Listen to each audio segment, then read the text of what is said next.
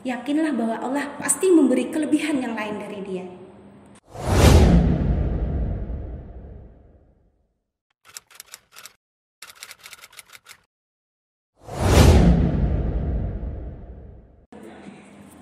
Assalamualaikum warahmatullahi wabarakatuh. Alhamdulillah, puji syukur kehadirat Allah Subhanahu wa taala karena pada hari ini kita masih dalam keadaan sehat walafiat meskipun di dalam pandemi Covid-19. Mudah-mudahan akan selalu sehat seterusnya. Amin amin ya rabbal alamin. Tidak lupa salawat dan salam kita haturkan kepada junjungan kita Nabi besar Muhammad SAW yang telah membawa kita dari dunia yang gelap gulita kepada dunia yang terang benderang. Ayah bunda yang saya muliakan, apa itu pengasuhan yang sehat? Jadi pengasuhan yang sehat itu harus memiliki prinsip-prinsip. Pertama, adil.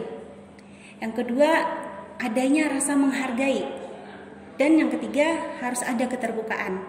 Saya jelaskan dulu satu persatu. Jadi misalnya adil ini ya, misalnya anak melakukan kesalahan, kita harus adil mengatakan dia salah. Lalu kita benarkan, kita sampaikan apa yang benar. Kemudian bisa juga kita, anak ini kan suatu makhluk manusia seperti kita juga yang tentunya memiliki kelebihan, memiliki kekurangan, memiliki keterbatasan, sama-sama seperti kita. Jadi tidak bisa kita menuntut dia harus seperti ini, harus seperti itu. Kita pun mungkin tidak mampu. Jadi kita harus adil. Adil terhadap anak kita, juga adil terhadap diri kita. Jadi tidak ada sesuatu yang harus dipaksakan.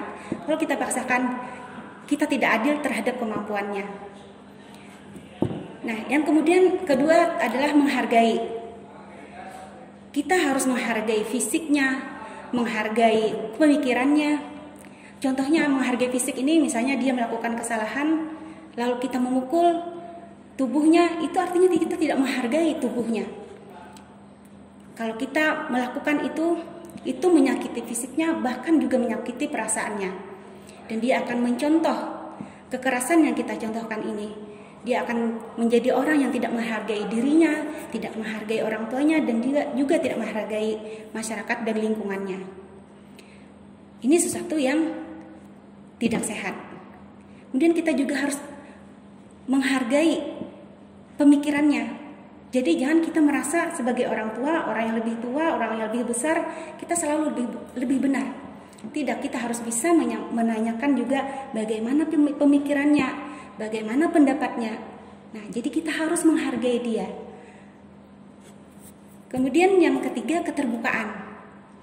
Prinsip yang ketiga dari pengasuhan yang sehat ini adalah keterbukaan. Contohnya seperti apa? Misalnya kita menyuruh anak melakukan sesuatu. Itu kita harus terbuka. Tujuannya apa? Jangan kita asal suruh, anak harus seperti ini, harus belajar, harus ini, harus itu. Tapi dia tidak mengerti tujuannya apa. Kita sampaikan. Jadi terbuka. Tujuannya apa? Seandainya tidak melakukan itu, nanti akibatnya apa? Nah, itu harus terbuka. Seandainya ada masalah dalam keterbukaan ini, misalnya seperti ini.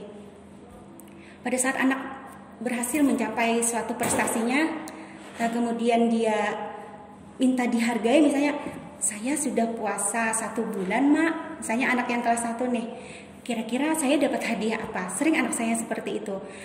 Lalu saya tanyakan, mau hadiah apa? Misalnya dia meminta sesuatu yang mahal, dan saya tidak mampu untuk mencapai atau membelikannya. Nah, di situ kita harus terbuka.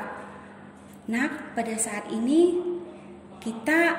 keuangan kita mampu untuk ini.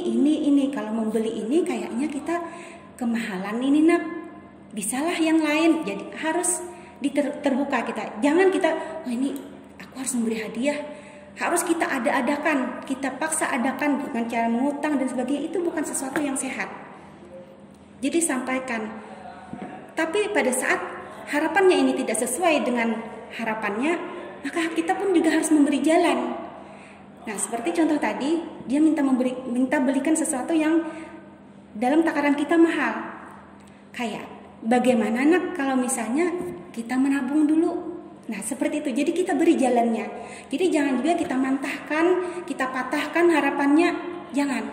Dia akan kecewa. Jadi kalau kita tidak mampu, kita sampaikan. Mengapa tidak mampu? Kita sampaikan jalan keluarnya. Nah, jadi intinya tadi bahwa pengasuhan yang sehat itu harus ada 3 prinsip ini tadi. Harus adil, menghargai, dan terbuka. Nah, sekarang kita kembali ke tema kita, bagaimana pengasuhan yang sehat terhadap anak. Saya membagi pengasuhan yang sehat ini menjadi 5 cara. Saya sebutkan satu-satu dulu sebelum saya uraikan satu persatu. Yang pertama adalah, utama sekali adalah penanaman prinsip bahwa anak itu berharga. Saya tempatkan ini pada tempat yang utama, nomor 1. Ini yang paling penting. Yang kedua, sebelum nanti saya jelaskan satu persatu, cara yang kedua adalah harus memiliki tujuan pengasuhan anak. Yang ketiga, kesiapan kita sebagai orang tua untuk mengasuh anak. Yang keempat, pendidikan agama dan keteladanan. Dan yang kelima adalah komunikasi yang baik, yang benar dan menyenangkan atau dengan kasih sayang. Kita akan jelaskan satu persatu. Sebagaimana yang saya sebutkan tadi, bahwa yang pertama dan utama adalah penanaman prinsip bahwa anak itu berharga. Anak adalah anugerah Allah. Anak adalah titipan Allah Subhanahu wa taala. Manusia tidak bisa memproduksi anak tanpa izin Allah. Banyak orang tua yang ingin memiliki anak tapi tidak terkabulkan karena belum mendapat izin Allah. Punya harta yang berlimpah tapi tetap tidak bisa karena tidak ada izin Allah. Punya harta tapi fasilitasnya jauh, harus ke Jawa. Sementara untuk ke sana tidak mungkin karena kesibukan di sini. Nah, banyak halangannya walaupun uangnya ada. Jadi semua apapun harapan tanpa ada izin Allah tidak bisa. Karena itu kalau kita sudah memiliki anak, alhamdulillah kita diberi anugerah yang luar biasa. Anak itu tak ternilai harganya.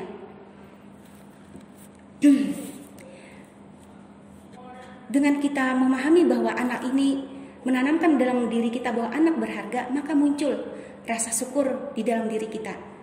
Dan juga muncul penerimaan apa adanya dari anak kita.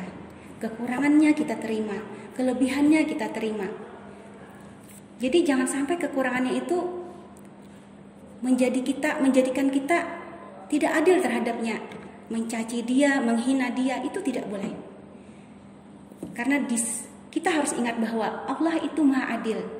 Seandainya misalnya ayah bunda memiliki anak yang mempunyai kekurangan baik fisik ataupun kekurangan non fisiknya, percayalah bahwa Allah itu adil. Pada saat Allah memberi anak kita satu kekurangan, yakinlah bahwa Allah pasti memberi kelebihan yang lain dari dia. Saya contohkan anak saya. Anak saya yang bungsu itu memiliki 4 kelainan bawaan. Saya tidak sebutkan di sini, tetapi saya coba gali apa kelebihannya. Dan alhamdulillah ternyata dia memiliki kelebihan yang tidak dimiliki anak lain, tidak dimiliki oleh kakaknya. Salah satunya, maaf bukan saya membanggakan anak, tapi mencontohkan bahwa ternyata dia memiliki hafalan yang lebih cepat dibandingkan kakak-kakaknya, hafalan yang lebih kuat dibandingkan kakaknya.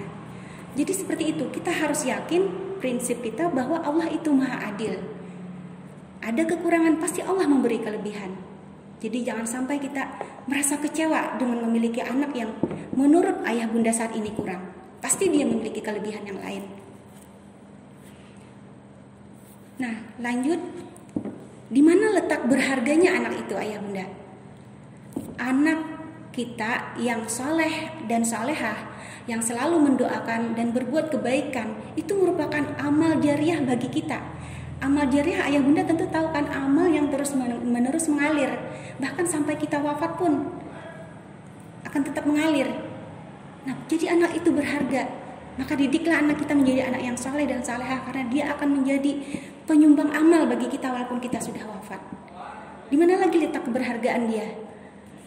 Anak juga dapat kita harapkan untuk menyelesaikan urusan kita yang mungkin tidak selesai di dunia, pada saat misalnya kita sudah wafat, misal kita ada utang, baik utang uang ataupun utang perbuatan, anak kita lah yang melunaskannya. Nah, mudah-mudahan kita jangan ada hutang uang ya ayah bunda. Nah, jadi ini harus benar-benar meresap di dalam diri kita bahwa anak kita itu adalah hal yang paling berharga, sangat berharga. Kita sering mengucapkan bahwa saya mengakui, saya berprinsip bahwa anak adalah sesuatu yang berharga bagi saya. Tapi pada prakteknya ternyata tidak. Contohnya seperti apa ayah bunda? Misalnya, anak kita, mudah-mudahan jangan terjadi, ini contoh saja, misalnya kecelakaan. Dia memakai sepeda motor, alhamdulillah dia tidak luka parah, hanya mungkin lecet-lecet, tapi sepeda motornya hancur misal.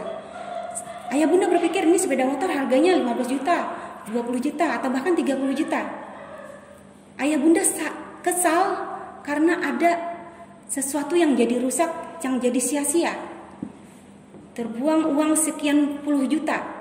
Rasanya ayah bunda mau memarahi atau bahkan memukul.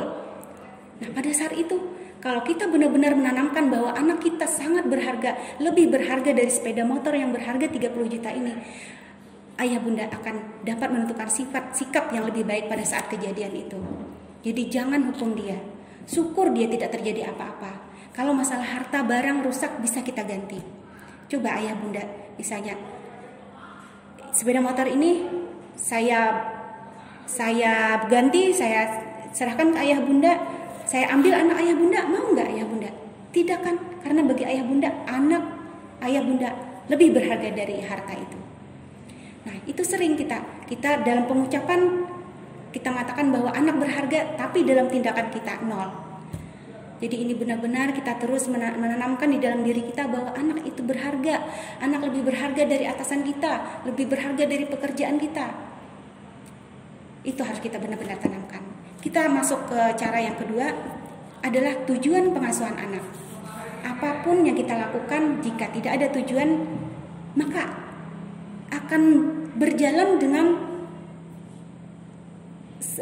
sekehendak hati, atau bahkan kita lupa apa tujuan awalnya, atau bahkan berubah-ubah. Karena itu tetapkanlah tujuan pengasuhan anak ayah bunda itu seperti apa. Tujuan itu bisa disebut, istilah kerennya itu visi ya. Jadi kita harus memiliki visi misi dalam pengasuhan anak kita. Dulu kita mungkin sejak dulu udah kita punya visi dan misi itu, tapi kita tidak pernah menuliskannya. Tidak ada salahnya dan bahkan itu bagus kita tulis. Saya contohkan ini, saya membuat visi misi pengasuhan anak saya di rumah. Jadi saya tulis visinya apa, saya tulis juga misinya. Misi itu adalah cara kita untuk mencapai visi. Jadi di sini saya mencontohkan, mohon maaf ayah bunda. Jadi saya contohkan, saya punya anak 3, saya sebutkan namanya. Kenapa saya sebut di sini?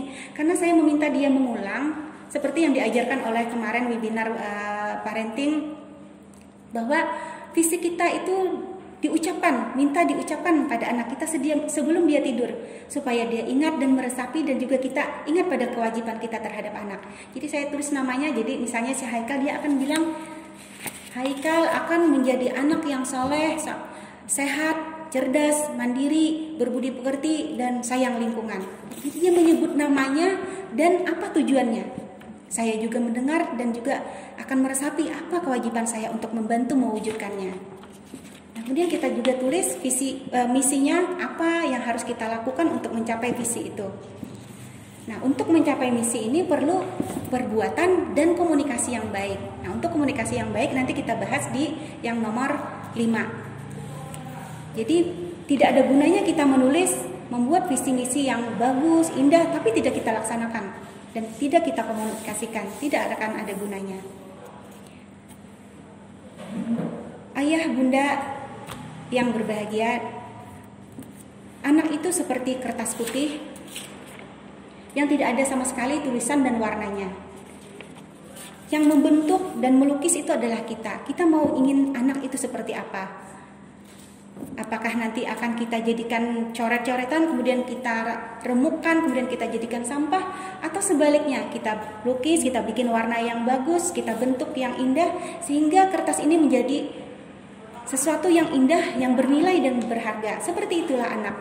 Jadi dari sekarang kita buatlah apa visi dan misi kita. Kalau perlu kita tuliskan, kita laminating atau kita figura, kita letakkan di tempat di kamar anak, di kamar kita, atau bahkan di tempat kita yang sering berkumpul, misalnya di tempat keluarga. Letakkan itu di dinding agar kita selalu ingat. Kemudian tadi diingat dibacakan sebelum dia tidur. Nah,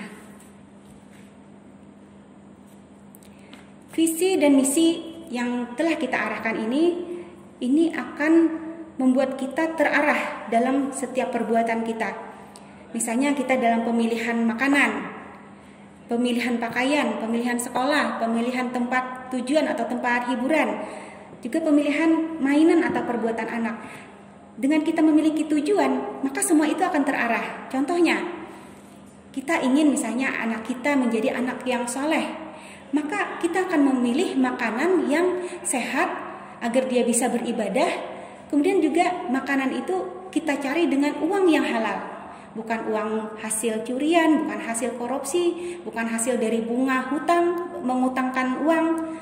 Nah, jadi dengan adanya visi misi ini, setiap tindakan kita akan beracuan pada visi misi itu. Pakaian seperti itu juga. Kita ingin, visi kita ingin anak kita soleha. Nah, 2 tahun yang lalu saya ingat ada mode pakaian yang bahu anak cewek itu kelihatan. Karena bahu yang indah itu diperlihatkan bagus, cantik seperti itu. Jadi ada baju yang bahunya terbuka. Nah, kalau kita memiliki visi misi anak kita menjadi solehah, otomatis kita akan mencari pakaian yang islami, yang syariah. Nah, karena kita punya tujuan, kita tidak akan akhirnya membeli walaupun itu sedang mode banget, sedang gandrung banget orang. Tapi karena visi kita seperti ini, maka kita tidak akan membeli pakaian yang seperti itu. Jadi penting sekali kita menetapkan visi misi ini, kemudian kita tuliskan dan kita ulang-ulang visi dan misi kita. Kita lanjut ke cara yang ketiga adalah kesiapan orang tua. Kesiapan orang tua ini sebenarnya jauh-jauh hari harus kita siapkan. Bahkan sebelum kita memilih pasangan kita, itu harus sudah kita siapkan. Jadi calon suami kita harus kita pilih, calon istri kita harus kita pilih yang bobotnya seperti apa, bibitnya seperti apa, bebeknya seperti apa. Kemudian nanti kesiapan pada saat kita di rumah tangga. Bagaimana rumah tangga kita yang adem, tanpa pertengkaran. Karena kalau bertengkar terus itu pola asuh anak juga bermasalah. Kemudian pada saat si ibu hamil itu dipersiapkan juga makanannya, gizinya, pikirannya, jangan sampai stres, jangan sampai istri itu sakit hati pada saat hamil. Kemudian pada saat dalam timbangan juga apa yang dinyanyikan, lagu-lagu apa istilahnya itu yang mendukung perkembangan otaknya, semua serba disiapkan. Nah, misalnya kata ayah bunda, saya sudah terlanjur nih ayah bunda, ibu dokter, saya sudah terlanjur nih pilih istri, ternyata istri saya tidak pandai mengasuh anak. Karena dulu kemarin cuma karena cinta aja, jadi akhirnya saya nikahi dia. Ternyata saya salah pilih, ya tidak bisa seperti itu. Kita mungkin memang ada kekurangan pasangan kita, tapi kita terima dan kita coba membantu untuk memperbaikinya. Nah, oke lah, yang sudah terjadilah. Apa yang bisa kita siapkan saat ini? Yang kita siapkan saat ini adalah bahwa kita harus dalam pengasuhan anak ini kita harus menyiapkan baik ekonomi maupun kehadiran fisik dan pikiran. Kesiapan ekonomi ini caranya misalnya apa? Dengan kita cara menabung, atau kita bisa melakukan asuransi, pilih asuransi yang lebih bagus, misalnya asuransi syariah. Jadi kalau kita ingin sesuatu yang baik, yang bernilai, yang indah, itu pasti ada harganya. Nah, untuk itu kita harus menabung. Kita ingin sekolah yang bagus, tapi kita ingin gratis. Ya mudah-mudahan ada, tapi mungkin mudah-mudahan ada ya sekolah yang gratis. Ya tergantung pendidik dan guru-gurunya juga. Nah, Selain kesiapan ekonomi dengan cara menabung atau membuat asuransi tadi, kita juga harus ada kesiapan kehadiran fisik dan pikiran. Kita di dalam rumah tangga itu kumpul dengan anak-anak, tapi apakah kita ada kehadiran fisik kita terhadap anak? Adakah pikiran kita hadir pada anak? Seperti kita misalnya membelai kepalanya, mencium dia, memeluk dia, atau kita misalnya pada saat dia ada masalah, di mana kita pikiran kita, apa kita membantu dia. Nah, seperti itu kesiapan kita. Saya contohkan. Misalnya ibu, bunda atau ayah sedang dalam keadaan sibuk mengerjakan sesuatu di laptop ayah bunda, hitungan. Jadi itu perlu konsentrasi. Tiba-tiba anak ayah bunda datang. Mama, ini saya ada yang ingin diperlihatkan. Waduh, mama lagi sibuk. Apakah seperti itu? Itu berarti kita tidak ada kehadiran fisik pada saat anak memerlukan. Jadi kita ingat tadi bahwa anak itu lebih berharga dari pekerjaan kita. Sebentarlah kita tunda dulu, kita stop dulu pekerjaan kita perhatikanlah dia, apa yang ingin disampaikannya. Itu yang namanya kehadiran fisik. Kemudian dengarkan, itu namanya kehadiran pikiran kita. Apa yang ingin disampaikannya? Siapa tahu penting. Kalau seandainya tidak penting, maka muncullah di situ nanti komunikasi yang baik. Anu aja nih ulun hendak menyampaikan, ulun ada tebak-tebakan. Nah, menurut kita ini tidak penting, maka lakukanlah komunikasi yang baik. Oh, kayak bagaimana kalau misalnya kita tunda dulu karena mama nih lagi sibuk. Nanti mama dengarkan bagaimana tebak-tebakannya. Nah, seperti itu. Jadi komunikasi yang baik. Nanti kita lebih akan sampaikan lagi di bagian nomor 5, yaitu komunikasi yang baik tadi. Jadi kita harus tetap hadir, fisik kita, pikiran kita terhadap anak. Jangan anak itu kita abaikan. Apalagi dengan bentakan dan amarah. Mengapa tidak boleh? Karena pada saat kita marah itu sel otak anak, sensornya itu menjadi redup, tidak aktif. Bahkan karena sering tidak diaktifkan, karena kita bantah terus, kita tidak perhatikan, pada saat dia memerlukan sesuatu kita marahin. Jadi sel otaknya ini akan bisa menjadi sampai rusak kalau kita marah-marahin terus. Jadi jangan terlalu sering. Wah, bagaimana nih Dokter Lili, saya ini ternyata sifat saya ini pemarah. Nah, mari kita berubah. Mari kita cari upayanya. Misalnya ayah bunda, perbanyaklah istighfar, perbanyaklah mengucapkan zikir, Ya Rahman, Ya Rahim, Ya Rahman, Ya Rahim. Apa artinya? Yang Maha Pengasih, yang Maha Penyayang. Mudah-mudahan kita nanti akan memiliki sifat yang lebih pengasih dan lebih penyayang, dan sifat amarah kita akan lebih teredam. Seperti itu. Jadi jangan sampai kita memarahi anak yang berkelewatan. Nah, selanjutnya cara yang keempat adalah pendidikan agama dan keteladanan. Apabila kita sudah memiliki yang poin nomor 2 tadi, tujuan atau visi misi, maka ini akan lebih mudah. Jika ada visi misi, maka kita bisa melakukan pemilihan sekolah yang sesuai dengan visi misi kita. Misalnya kita ingin sekolah yang selain mengajarkan ilmu umum tapi juga mengajarkan ilmu agama. Misalnya sekolah Islam terpadu.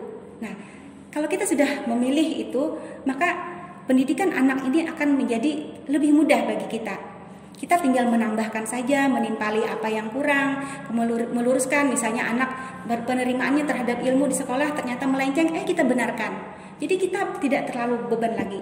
Tetapi bagaimanapun bagusnya pendidikan Islam, pendidikan agama ini, tetapi ternyata tidak ada keteladanan pada diri orang tua, ayah bunda, maka itu akan berakibat yang kurang bagus. Jadi anak akan menerima pendidikan agama ini sebagai basa-basi saja. Toh ayah bunda di rumah tidak salat, ayah bunda di rumah tidak puasa. Nah, dia mendapat pendidikan yang sudah baik, tetapi tidak ada keteladanan, maka ini akan berakibat tidak bagus juga. Nah, akan tetapi bisa juga tanpa keteladanan tetap berhasil. Kenapa? Bisa jadi anak itu mendapat ilham dan petunjuk dari Allah. Contohnya apa? Ayah bunda tidak pandai mengaji, tapi anak ayah bunda pandai sekali mengajinya. Tajwidnya bagus, hafalannya bagus. Jadi dia tidak walaupun tidak ada keteladanan dari ayah bunda, tapi dia tetap bagus karena apa? Diilhami oleh Allah.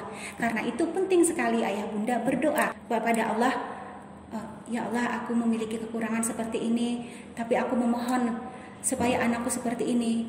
Nah, jadi memintalah kepada Allah, berdoalah kepada Allah untuk kebaikan anak-anak kita. Seperti yang ada di surah Al-Fatihah, Siratal ladzina an'amta 'alaihim ghairil maghdubi 'alaihim waladdallin, amin. Tunjukilah ya Allah kami ke jalan yang lurus dan benar, bukan jalan orang-orang yang sesat. Berdoalah kepada Allah, meminta yang terbaik untuk anak-anak kita ya. Kemudian kita sampailah kepada cara yang terakhir, yaitu yang kelima, yaitu komunikasi yang baik dan benar serta menyenangkan atau dengan penuh kasih sayang. Nah, prinsip komunikasi yang baik itu harus berorientasi pada tujuan, kemudian juga menyampaikan akibatnya. Jadi misalnya anak, kenapa nih saya disuruh belajar terus, bosan? Nah, kita sampaikan apa tujuan belajar. Nah, kalau kita tidak belajar, nanti kita menjadi bodoh. Kalau kita belajar, insya Allah kita menjadi pintar, insya Allah kita bisa mempunyai pekerjaan yang lebih bagus. Nah, di Al-Quran saja, kan kita disuruh, Nabi aja disuruh pertama, Iqra, bacalah. Perintah Allah pertama pun kepada Nabi, Iqra, bacalah, belajarlah artinya. Jadi kita memang disuruh oleh Allah untuk belajar terus-menerus sampai akhir hayat kita harus terus belajar. Belajar menjadi anak yang baik, belajar menjadi mahasiswa yang baik, belajar jadi pemuda yang baik, belajar menjadi suami atau istri yang baik, belajar jadi ayah yang baik, belajar jadi hamba Allah yang baik. Selalu kita belajar. Jadi jangan berpikir bahwa belajar itu bosan, karena belajar itu harus terus-menerus. Nah, akibatnya juga disampaikan ya. Kemudian kita juga sebagai orang tua jangan merasa diri paling benar tadi. Jadi dengarkanlah pendapat anak. Misalnya menurut anak, kenapa anak menurut Ananda nih tadi belajar itu bosan, maunya seperti apa? Dia bilang maunya di sekolah saja, saya merasa cukup dengan belajar di sekolah. Nah, bisa jadi anak ayah bunda memiliki intelijen yang tinggi sehingga dia belajar di sekolah cukup. Jadi dia tidak mau belajar di rumah. Nah, kita harus melihat anak kita ini seperti apa dia. Apakah dia memang cerdas? Kalau dia memang cerdas banget, dia sudah belajar di sekolah cukup dan dia ingin di rumah itu dia bermain saja, tapi bermain yang juga bermanfaat. Arahkan dan beri tantangan, misalnya beri buku-buku yang dia sukai. Nah, seperti itu. Jadi saya mencontohkan lagi tadi yang seperti janji saya pada nomor 2 bahwa tujuan pengasuhan anak ya. Jadi ada visi dan misi. Nah, misi ini kita lakukan tindakan dan kita lakukan komunikasi yang baik. Saya mencontohkan visi saya, bagaimana saya mengkomunikasikan visi saya di dalam keluarga. Yang pertama, misi saya adalah mendukung pendidikan Islam. Nah, mendukung pendidikan Islam, apa yang saya lakukan? Keteladanan. Kemudian menyiapkan ekonomi dengan cara menabung dan asuransi atau sedekah. Nah, yang kedua, membantu pembelajaran dari sekolah. Bagaimana komunikasi membantu pembelajaran dari sekolah? Misalnya anak datang sekolah, kita tanya, nah hari ini ada nggak tadi PR-nya? Oh ada mak, kalau ada sebaiknya kerjakan sekarang di jam pian belajar, karena kalau sudah nanti pian tenang pikiran, kapanpun disuruh ngumpul enak. Tapi kalau pian nanti bisa lupa, pas dikumpul baru gelabakan. Nah, jadi komunikasi. Kemudian, nah tadi disampaikan kenapa harus sekarang, kalau nanti bagaimana akibatnya, itu disampaikan. Jadi komunikasi yang baik sampai anak itu mengerti, oh iya benar. Kalau dia mengerti bahwa apa yang disampaikan tujuannya itu baik, pasti dia akan menuruti. Tapi kalau dia disuruh tanpa dia mengerti apa maksud dan tujuannya, dia akan membangkang. Kemudian misalnya juga contoh yang kedua ini kita tanyakan dari pelajaran di sekolah tadi, adakah yang pian masih tidak mengerti? Yang pian sudah tanyakan ke ustazah tapi pian tidak paham juga. Nah, mudah-mudahan mama bisa bantu atau ayah bisa bantu. Nah, itu kita tanyakan. Itu wujud kita melaksanakan visi kami yang kedua. Kemudian yang ketiga, misi kami saya contohkan di sini, membantu anak-anak dalam meningkatkan keterampilan hidup essential life skill. Kemudian membantu kemandiriannya, kesabaran, keberanian. Ini saya contohkan seperti ini. Misalnya, anak kita pulang sekolah, jalan atau pas waktu istirahat jalan ke warung dia berkelahi dengan anak luar yang bukan satu sekolah, dia babak belur, di rumah kan kita tanya, nah kenapa sampai kayak gini, bagaimana masalahnya. Nah itu komunikasikan, kenapa sampai babak belur, tidak melawankah, itu ditanyakan, masalahnya apa, ditanyakan apakah dia yang salah atau orang yang salah. Nah kemudian diajarkan, kalau memang anak kita tidak salah, maka diajarkanlah dia bagaimana membela diri. Kalau perlu juga melawan. Jadi jangan sampai dipukul orang, anak kita diam saja. Ajarkan keberanian seperti itu. Di situ bentuk kita berkomunikasi dan perlakuan kita untuk mewujudkan misi tadi. Jadi tidak hanya sekedar tulisan ini, tapi di perbuatan kita apa, komunikasi kita apa, seperti itu. Yang keempat, menumbuhkan rasa peduli pada keluarga, teman, dan lingkungan. Misalnya, yang saya lakukan misalnya membawa ke kebun binatang. Di sana kita sambil mengajarkan itu, nak, ada ayam, kalau ada orang lain lewat dekat anaknya, dia marah. Karena apa? Dia melindungi anaknya, nak. Jadi diajarkan kepedulian. Atau misalnya di dalam rumah tangga misalnya ada kakaknya menangis. Nah, itu kakak menangis kenapa?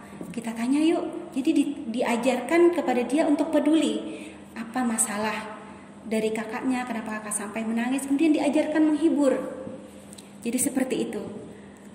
Jadi visi dan misi itu kita laksanakan, kita wujudkan dalam perbuatan dan dengan komunikasi yang baik. Mungkin itu yang bisa saya sampaikan. Saya simpulkan lagi bahwa yang pertama, pengasuhan yang sehat prinsipnya harus ada keadilan, harus menghargai, dan harus terbuka. Kemudian cara dalam pengasuhan yang sehat yang pertama dan utama adalah penanaman prinsip bahwa anak itu sangat berharga.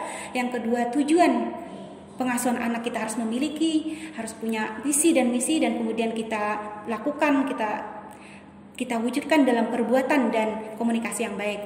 Yang ketiga adalah kesiapan kita sebagai orang tua, baik kesiapan kehadiran fisik dan pikiran maupun kesiapan ekonomi. Yang keempat, pendidikan agama dan keteladanan. Dan kelima, komunikasi yang baik dan benar serta menyenangkan. Semoga apa yang saya sampaikan ini ada manfaatnya bagi kita ayah bunda, bagi kita bersama. Mudah-mudahan bisa bermanfaat bagi semuanya dan bernilai ibadah di mata Allah Subhanahu wa taala. Salah dan hilaf saya mohon maaf, dan saya sudahi dengan wabillahi taufik wal hidayah. Wassalamualaikum warahmatullahi wabarakatuh.